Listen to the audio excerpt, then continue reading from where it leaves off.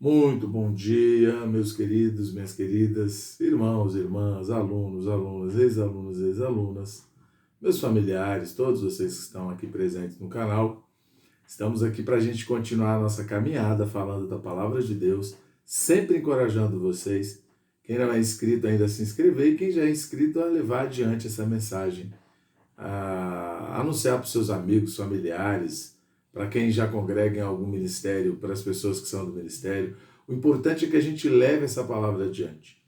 Como a gente comentou aqui, nós tínhamos pretensão de falar do Fundamentos da Fé Cristã para a liderança, mas a gente viu que é bem específico. E esse volume 3, ele aprofunda alguns assuntos que nós já tratamos aqui no volume 2. Então, qual é a nossa pretensão? Nós iremos até o final desses fundamentos aqui, que são 24 lições. Agora nós vamos falar da lição 8. E depois a gente vai fazer a leitura da Bíblia, dos 5 primeiros livros da Bíblia. Alguns profetas maiores, Isaías, Jeremias, Ezequiel, Daniel e Zacarias, e o Novo Testamento inteiro. E a nossa a pretensão aqui no canal em relação à Bíblia é para mostrar que não é complicado ler a Bíblia, como a gente às vezes complica, né? Mas eu quero entender todo o contexto da Bíblia. Claro que aí você vai demorar mais tempo, mas eu acho que o mais importante para quem crê em Deus é pelo menos conhecer a palavra de Deus, lendo a palavra de Deus, né? Entender, o Espírito Santo vai te dando clareza, né? E quanto mais você lê, quanto mais contato você tem com a palavra, quanto mais você ora, mais clara ela vai ficando para você. Mas o mínimo que se espera é que a gente tenha pelo menos uma noção do que é a palavra de Deus, que a gente leia a palavra, não é? Certo? E aí a nossa pretensão é essa, aqui no canal. A gente depois vai gastar um tempo maior, né, lógico, lendo 4 capítulos do Antigo Testamento, desses livros que eu falei agora, e um do Novo, todo dia. Ou de 2 em 2 dias, não tem problema. O importante é que a gente quer concluir esse nosso projeto de terminar o Novo Testamento inteiro, ler os livros do Pentateuco, né, Gênesis, Êxodo, Levítico, Números, Deuteronômio, os profetas maiores e o Novo Testamento inteiro, até Apocalipse. Essa é a nossa pretensão depois que a gente terminar aqui Fundamentos da Fé Cristã, volume 3. Hoje nós vamos falar da lição 8, o Plano de Deus, parte 3. O título grandão é As Dispensações e o Propósito Eterno de Deus. Os títulos menores, a dispensação da graça e a dispensação do reino, a dispensação da graça, a dispensação do reino. E as leituras de referência é João 1,17. Vamos ler João 1,17. Depois ler Gálatas 4,4. Depois nós vamos ler Apocalipse, alguns capítulos e versículos. Então, João 1, versículo 17. Aqui diz o seguinte: porque a lei foi dada por intermédio de Moisés, a graça e a verdade vieram por meio de Jesus Cristo. Agora Gálatas 4, versículo 4. Vamos ler Gálatas 4, 4 agora. Então aqui fala o seguinte, vamos ver Gálatas 4, 4. Vindo, porém, a plenitude dos tempos, Deus enviou o seu Filho, nascido de mulher, nascido sob a lei. E agora alguns versículos de Apocalipse. Apocalipse 11. Apocalipse 11, versículo 15, depois Apocalipse 20, do 4 ao 6. Aqui diz assim, 11:15. O 7º anjo tocou a trombeta e houve no céu grandes vozes dizendo: o reino do mundo se tornou de nosso Senhor e do seu Cristo, e ele reinará pelos séculos dos séculos. Depois Apocalipse 20, do 4 até o 6. Vi também tronos, e nestes sentaram-se aqueles aos quais foi dada a autoridade de julgar. Vi ainda as almas dos decapitados por causa do testemunho de Jesus, bem como por causa da palavra de Deus, tantos quantos não adoraram a besta, nem tampouco a sua imagem, e não receberam a marca na fronte e na mão, e viveram e reinaram com Cristo durante 1000 anos. Os restantes dos mortos não reviveram até que se completassem os 1000 anos. Essa é a primeira ressurreição. Bem-aventurado e santo é aquele que tem parte na primeira ressurreição. Sobre esses, a segunda morte não tem autoridade. Pelo contrário, serão sacerdotes de Deus e de Cristo, e reinarão com ele os 1000 anos. Certo? Essas são as leituras de referência dessa lição. E agora a gente vai caminhar aqui nas lições. A dispensação da graça e a dispensação do reino. Nesta lição, daremos continuidade ao assunto da lição anterior, a história da humanidade do ponto de vista do propósito eterno de Deus. Vimos que o Antigo Testamento foi dividido em 2 dispensações, a dos patriarcas, antes da lei, e as 2 últimas dispensações, a do Novo Testamento, a da graça e a do reino. Então, no Antigo Testamento, ela foi dispensada entre a era dos patriarcas, antes da lei, a era da lei, e no Novo Testamento, a era da graça e a era do reino. A dispensação da graça. A dispensação da graça começou com a encarnação de Jesus, João 1, versículos 1 e 2 e João 1, 14. Em Gálatas 4, 4 e 5, lemos: vindo, porém, a plenitude do tempo, Deus enviou o seu Filho, nascido de mulher, nascido sob a lei, para resgatar os que estavam sob a lei, a fim de que recebêssemos a filiação. Paulo aqui deixa claro que a lei divina serviu ao propósito de guardar os filhos de Israel por determinado tempo. Porém, chegou o momento de Deus cumprir seu propósito eterno e ter muitos filhos nascidos dele, filhos legítimos, regenerados com a vida divina e que têm a natureza divina.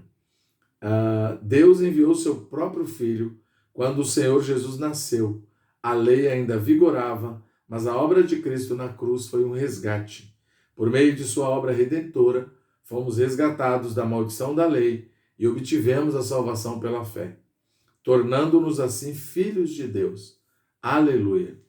O propósito eterno de Deus é ter muitos filhos que o expressem e o representem, visto que todos os seres humanos pecaram em Adão e estão destituídos da glória de Deus. Por isso, Deus precisava realizar sua redenção por eles, a fim de cumprir o seu propósito eterno. A obra de Cristo na cruz, portanto, teve 2 aspectos. O lado negativo, solucionar o problema do pecado, que implica que o homem se achegasse a Deus, que havia posto o homem sob a condenação da justiça de Deus. O homem precisava morrer. Do lado positivo, o homem ainda precisava nascer de novo, nascer do Espírito, receber a vida divina, ser regenerado a fim de se tornar filho legítimo de Deus. No capítulo inicial de seu evangelho, o apóstolo João afirma que o Senhor veio para os que eram seus, ou seja, os filhos de Israel. Eles tinham o direito de ser os primeiros a se tornar filhos legítimos de Deus, nascidos dele. Porém, os seus não o receberam. No versículo 11 fala isso. Mas a todos quantos o receberam, deu-lhes o poder de serem feitos filhos de Deus, a saber, aos que creem no seu nome, os quais não nasceram do sangue, nem da vontade da carne, nem da vontade do homem, mas de Deus. Essa é a salvação pela fé. Crer em Cristo, no seu nome e em sua obra redentora na cruz, nos faz ter um novo nascimento, nos faz nascer do Espírito. É assim que o propósito de Deus é cumprido. Isso só é possível na era da graça. Em João 1,17, o apóstolo afirma que a lei foi dada por intermédio de Moisés. A graça e a verdade vieram por meio de Jesus Cristo.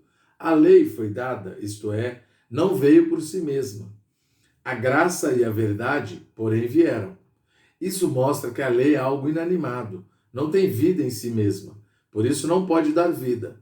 Já a graça e a verdade são algo vivo, elas vieram. Graça e verdade são uma pessoa, o Senhor Jesus. O que a lei não conseguiu cumprir em relação ao propósito de Deus, o próprio Deus o fez mediante seu Filho, Jesus Cristo. Por isso Paulo afirma, o que for impossível à lei, no que estava enferma pela carne, isso fez Deus enviando seu próprio filho, em semelhança de carne pecaminosa e no tocante ao pecado. E com efeito, condenou Deus na carne o pecado a fim de que o preceito da lei se cumprisse em nós, que não andamos segundo a carne, mas segundo o Espírito. Por meio da graça, recebemos gratuitamente a salvação realizada por Cristo. A graça está em oposição ao esforço do homem em cumprir a lei. Na dispensação da lei, se uma pessoa quisesse ser aceita por Deus, deveria cumprir a lei. Na dispensação da graça, tudo o que precisamos fazer é crer. E como vemos em João 1,12, crer é receber. Quando alguém nos dá um presente, tudo o que temos de fazer é recebê-lo, e ele será nosso. Isso é graça. Igualmente, nada precisamos fazer para ser salvos, senão crer e receber tudo que o Senhor Jesus fez por nós na cruz. E fazemos isso crendo. Uma vez que cremos, toda a obra de Cristo na cruz se torna nossa. Somos justificados pela fé, assim como o justo Abraão. Gênesis 15:6, Romanos 4:3 e Romanos 4, versículo 24. Não apenas a graça veio por intermédio de Cristo, mas também a verdade. O termo verdade quer dizer realidade, o oposto do que é falso. A lei era apenas uma sombra da realidade que haveria de vir. Toda a dispensação da lei foi uma era de sombras. Um animal era morto e seu sangue era derramado para cobrir os pecados do ofertante. Mas a realidade disso é Cristo, o Cordeiro de Deus que não apenas cobre o pecado, mas tira o pecado. Essa é a dispensação da graça. Na era da lei, o povo foi sustentado pelo maná no deserto.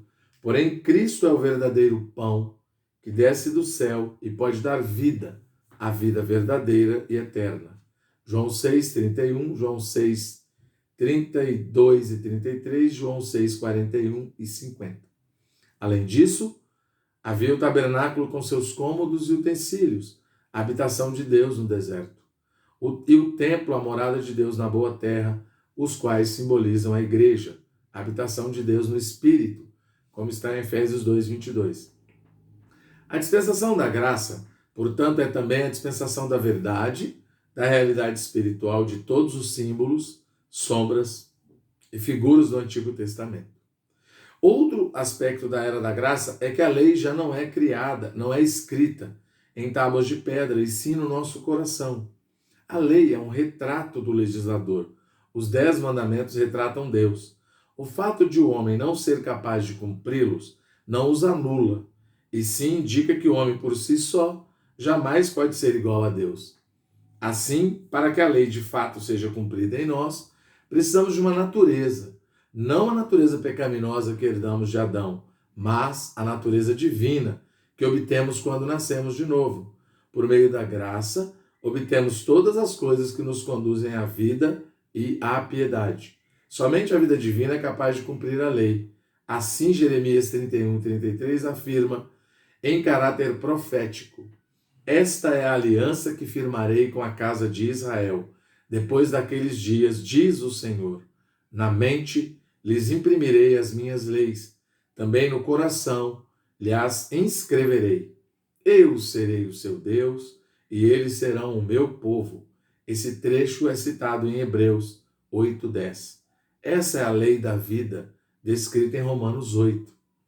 Toda vida tem uma lei. Quanto mais alta a vida, mais elevada a lei. A vida divina é a mais elevada, portanto, tem a lei mais elevada. Quando cremos em Cristo, Deus infunde sua vida eterna em nós e assim coloca sua lei elevadíssima em nosso espírito. Não para que cumpramos por esforço próprio, mas por meio da sua vida e natureza divinas. É a isso que o Senhor Jesus se refere ao dizer que devemos ser perfeitos, como perfeito é nosso Pai Celeste. Não conseguimos ser perfeitos pela nossa vida humana, caída e pecaminosa. Só podemos ser perfeitos por meio da vida divina e da natureza do Pai Celestial em nós. Assim, todos os mandamentos da lei elevadíssima de Deus cumprem-se em nós, na era da graça, mediante a vida divina em nosso espírito. A dispensação do reino. A quarta e última dispensação antes da eternidade será o milênio, o reino milenar. Apocalipse 11, versículo 15. A dispensação da graça é a era da realidade do reino dos céus. O milênio será a manifestação dessa realidade. Embora o que os crentes em Cristo vivam hoje seja a realidade espiritual do reino, essa realidade ainda é um mistério, não se manifesta visivelmente. Porém, ao final desta era, quando Cristo voltar, toda essa realidade será visível e manifesta. Por isso dizemos que o milênio será a manifestação do reino dos céus. Nessa dispensação, a justiça reinará, portanto podemos chamá-la de dispensação da justiça. Esses 1000 anos se estenderão desde a segunda vinda de Cristo, até que passem o velho céu e a velha terra, o velho universo, e venha um novo céu e a nova terra com a nova Jerusalém. Apocalipse 20, versículos 4 e 6 a 6, Apocalipse 21, versículos 1 e 2. Nas duas primeiras dispensações, na dos patriarcas, antes da lei, e na da lei, Deus obteve um grupo de homens justos, que são os vencedores do Antigo Testamento, os quais poderão entrar na manifestação do reino dos céus e participar da realeza do gozo de Cristo. Na dispensação da lei, os homens justos e devotos que guardaram a lei por meio das ofertas e desfrutaram Cristo, por meio dos símbolos, sombras e figuras do tabernáculo e do templo, também foram aperfeiçoados para ser vencedores na época deles. Eles também receberão o galardão de entrar na parte celestial do reino milenar. Mateus 8, versículo 11. Hoje, na dispensação da graça, além de edificar a igreja, Deus está preparando um grupo de vencedores entre os que creem em Cristo, que também entrarão na manifestação do reino dos céus a fim de governar as nações na terra no milênio. Assim, na era da graça, os crentes têm duas questões cruciais: a salvação pela fé, mediante a graça de Deus, e o galardão, a recompensa segundo o seu viver e obra para o Senhor. Quando o Senhor voltar e encerrar esta era, todos os crentes comparecerão diante do seu tribunal, a fim de prestar contas de tudo que fizeram por meio do corpo. 2 Coríntios 5:10. Dependendo do resultado desse juízo, irão para o reino milenar a fim de reinar com Cristo 1000 anos, ou serão lançados fora, nas trevas exteriores, onde haverá choro e ranger de dentes. Mateus 24, de 45 a 51, Mateus 25, de 1 a 30, Lucas 12, de 42 a 48, Lucas 19, de 22 a 26, 1 Coríntios 4, 5, 2 Coríntios 5, de 9 a 10. Muitos crentes acreditam que quando o Senhor voltar, todos iremos para o céu. Os problemas todos estarão resolvidos e terá início a eternidade. Contudo, quando o Senhor Jesus voltar, ele ainda disciplinará os crentes, imaturos e não vencedores. Na verdade, essa disciplina já começa hoje, porque Deus quer filhos maduros e esta é a era determinada para isso. Porém, a sua bondade e longanimidade e em sua justiça ele determinou um período de correção. Ele determinou um período de correção porque ele ama os irmãos. Ele vai buscar, de certa maneira, aqueles que são fiéis e maduros. Agora, aqueles que não permitirem que ele o transforme nessa era, sem a maturidade na vida divina, esses crentes não poderão entrar no novo céu e na nova terra para fazer parte da nova Jerusalém. O período de 1000 anos, nas trevas exteriores, com choro e ranger de dentes, os qualificará a juntar-se aos crentes vencedores para compor a nova Jerusalém pela eternidade. Então o reino milenar terá duas partes, a celeste e a terrena. Na parte celeste, os vencedores do Antigo e do Novo Testamento reinarão com Cristo 1000 anos. Na parte terrena, a nação de Israel, restaurada na grande tribulação, pouco antes da volta do Senhor, serão sacerdotes para as nações. Os povos que tiverem sobrevivido à grande tribulação, por ocasião da volta do Senhor, os judeus serão salvos, quando invocarem o nome do Senhor e obtiverem derramamento do Espírito Santo. Eles serão regenerados e receberão a lei da vida, um novo coração, um novo espírito e o Espírito de Deus. Como sacerdotes, eles ensinarão as nações a servir e adorar a Deus. O reino milenar ainda ocorrerá no tempo, não será parte da eternidade, será uma era de restauração. Por isso, ainda fará parte do velho céu e velha terra na velha criação. A obra de completar a nova criação ocorre no período da velha criação. A completação dessa obra será o desfecho da velha criação e o início da nova criação em plenitude. Quando isso ocorrer, o velho céu e a velha terra já não terão utilidade para ele, por isso passarão.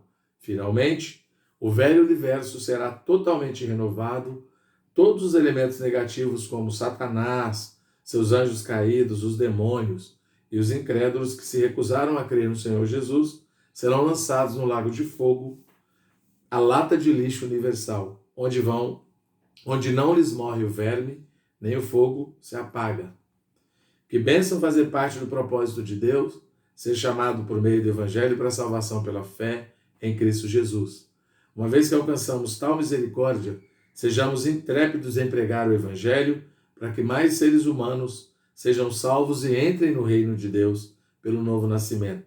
Desse modo, não apenas serão resgatados da perdição eterna, como também serão parte da Nova Jerusalém, novo céu e nova terra, pela eternidade como Deus sempre quis. Louvado seja o Senhor. Amém. Deus abençoe a todos.